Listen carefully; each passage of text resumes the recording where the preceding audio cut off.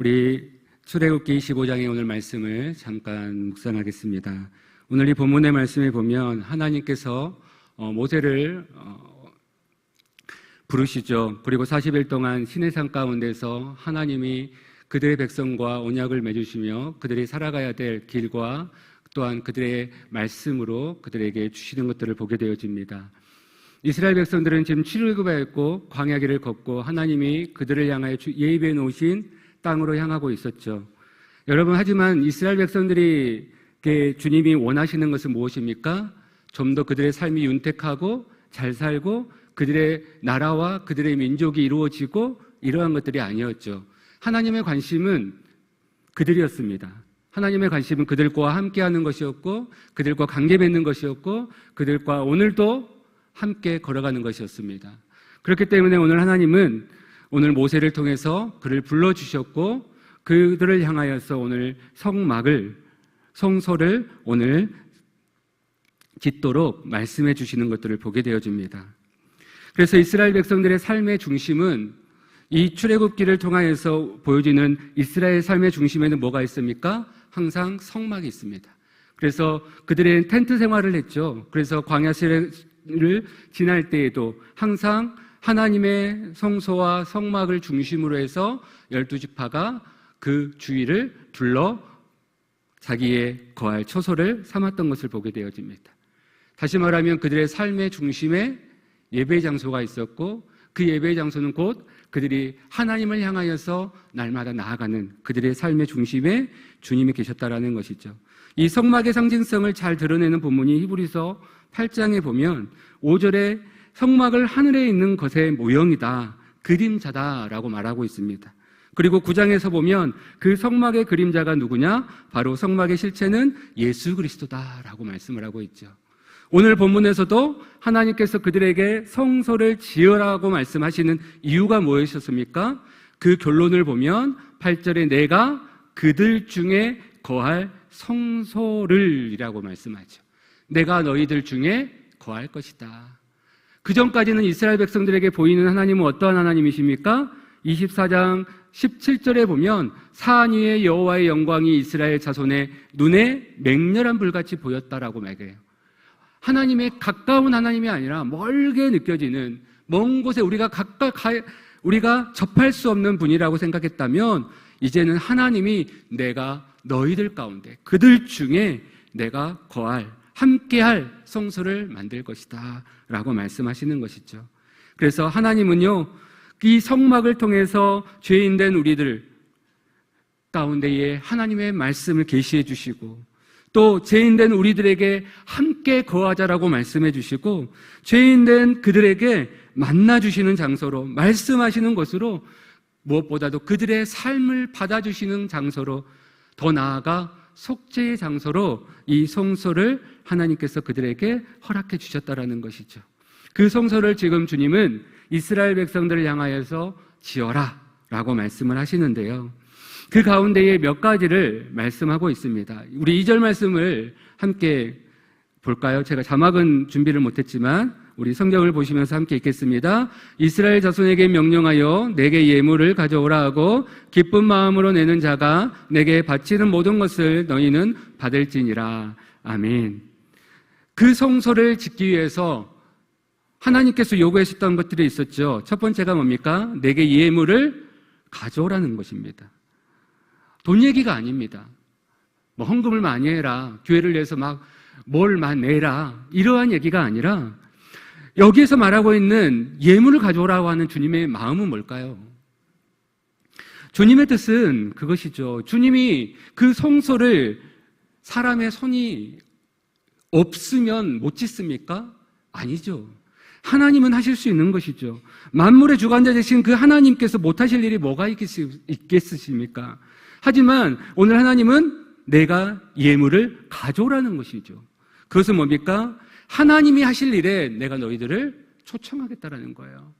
내가 너희와 함께 할 것이고 내가 너희를 위하여서 내가 성소를 지을 것인데 내가 그들 중에 거할 성소를 내가 세울 것인데 그 일에 내가 너희들을 초대한다.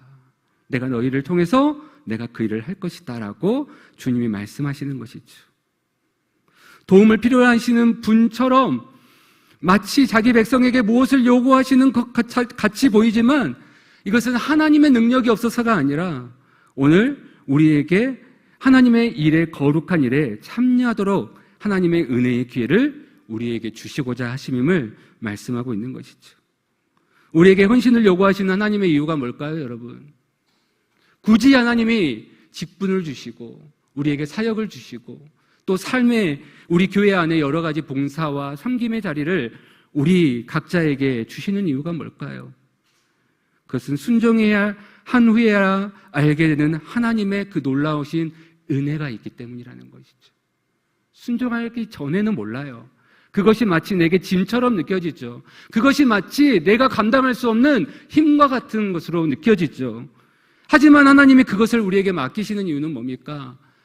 나를 위해서라는 거예요.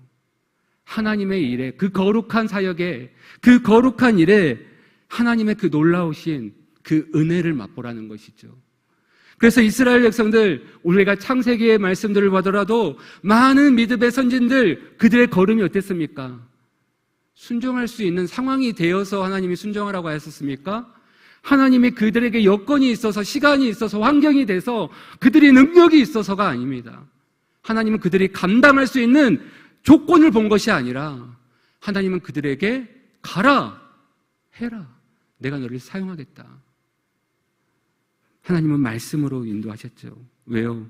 순종할 때만이 누릴 수 있는 하나님의 하나님 되심을 경험케 하시는 거예요. 그 일을 했을 때 정말 내가 머리로만 알았던 하나님을 인격적으로 주님을 만나고 경험할 수 있는 그 은혜의 자리가 바로 그 순종의 자리이기 때문이라는 것이죠. 여러분, 사르와 가부의 이야기도 마찬가지입니다. 그에게는 어떠한 여건이 있었습니까? 이거 먹고 죽자였어요. 하지만 하나님은 그를 모든 것을 내놓게 하셨죠. 하지만 그 위에 순종했을 때 그 가정에 마르지 않는 하나님의 놀라운 은혜가 있었다라는 것입니다.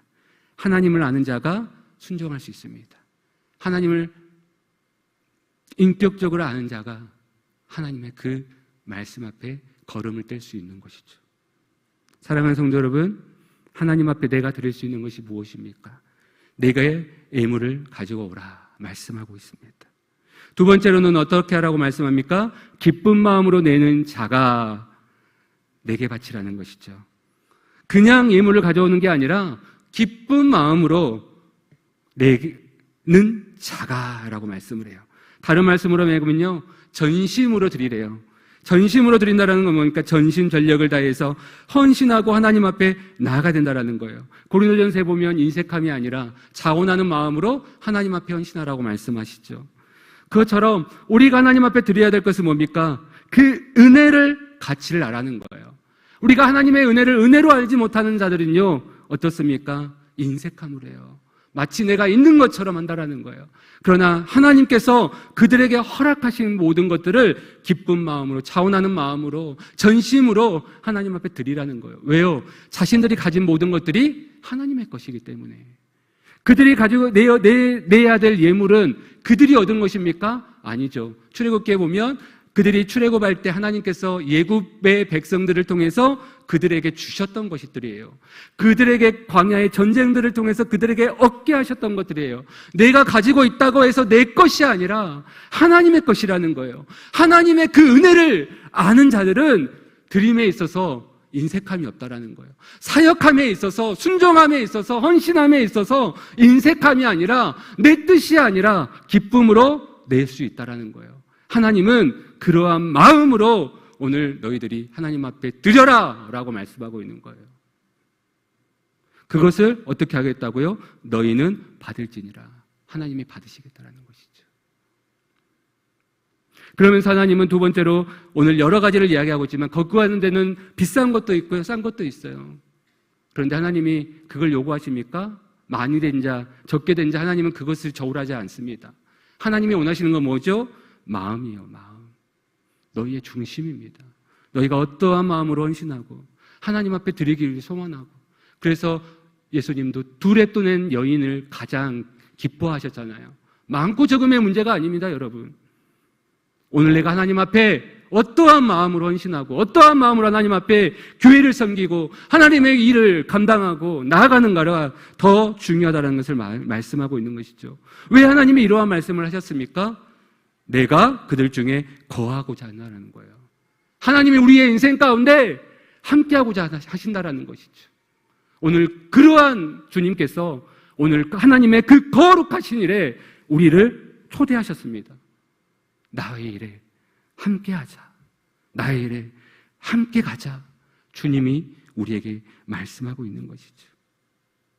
그 은혜의 가치를 아는 것이 바로 헌신할 수 있는 우리의 척도인 것입니다. 그 땅의 보화를 알고 있는 자가 어떻게 했습니까? 자기의 모든 것을 가져다가 다 팔아 그 밭을 샀잖아요. 왜요? 그 밭의 가치를 알기 때문에. 예수 그리스도의 가치를 알면, 하나님의 가치를 알면 내 안에 계시는 보화 되시는 그 예수 그리스도가 우리와 함께한 신물, 그 은혜를 우리가 알면 어떻게 할까요? 내가 뭔가를 이루기 위해서 나의 고집과 나의 가진 것들을 가지고 내세운 것이 아니라 하나님의 교회를 위해서 우리가 함께 기도하고 함께 마음을 모으고 함께 주님의 길을 걸어갈 수 있다는 것이죠. 하나님의 마음을 갖는 것이 중요하다는 것입니다. 하나님의 은혜를 내 안에 먼저 채우는 것이 내 삶의 믿음의 길을 걷는 1번이라는 거예요. 그래서 주님은 마지막으로 우리에게 말씀하십니다. 9절에 뭐라고 얘기하냐면 무릇 내가 내게 보이는 모양대로 장막을 짓고 기구들도 그 모양에 따라 지을지니라고 말해요. 너희가 원하는 대로 지으라고 말씀하지 않은 게 아니라 내게 보이는 모양대로, 다른 말로 얘기하면 하나님이 하나하나 이야기해 주시는 거예요. 그래서 25장 이후를 보면 하나님께서 이 성막을 지은 모든 사소한 것들까지도 세밀하게 하나님이 인도해 가시는 것을 보게 되어집니다. 하나님의 교회는, 하나님의 영적인 삶은 내가 세워가는 게 아니에요. 내가 만들어가는 게 아닙니다. 우리의 방식대로 우리가 정해놓고 하나님 들어오세요가 아니에요. 하나님이 처음부터 끝까지 계획하시고 인도해 가시고 그 모든 일들의 주인은 하나님이신 것입니다. 하나님이 거하실 성소가 돼야 되는 것이에요. 우리의 삶도 마찬가지입니다. 하나님이 우리 중에 거하실 성소가 돼야 되는 거예요. 내 인생에 내가 주인이 아니라. 말씀을 정리합니다. 하나님은 억지로가 아니라 기쁜 마음, 자원하는 마음을 가지시기를 원하셨습니다. 마음뿐이 아니에요. 마음은 원이로되 나는 이게 안 돼서요. 아니요. 하나님은 마음을 보시고 그 마음에 따라 우리가 행동하기를 원하시는 거예요. 하나님이 주신 감동에 따라서 움직이기를 원하시는 거예요. 그래서 어떻게 합니까? 하라는 거예요. 하라는 거예요. 많고 적음의 문제가 아니라 너에게 주신 하나님의 말씀에 따라 작은 것부터 실천해 보라는 거예요. 움직여 보라는 것이죠.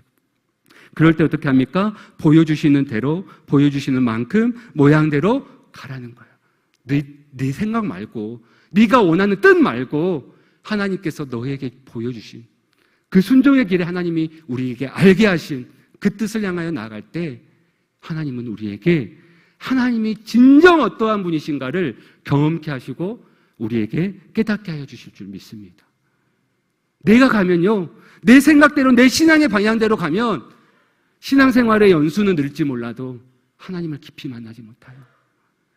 하나님의 모양대로, 하나님이 말씀하신 대로 따라 나아갈 때, 그리고 내게 주신 그 은혜에 따라 나아갈 때, 그 삶 속에, 우리의 걸음 속에서 하나님을 깨닫게 되어지고 하나님을 경험하게 되어지고 하나님의 그 놀라운 은혜를 허락해 주실 줄 믿습니다. 그런 은혜가 우리 모두에게 있기를 소망합니다.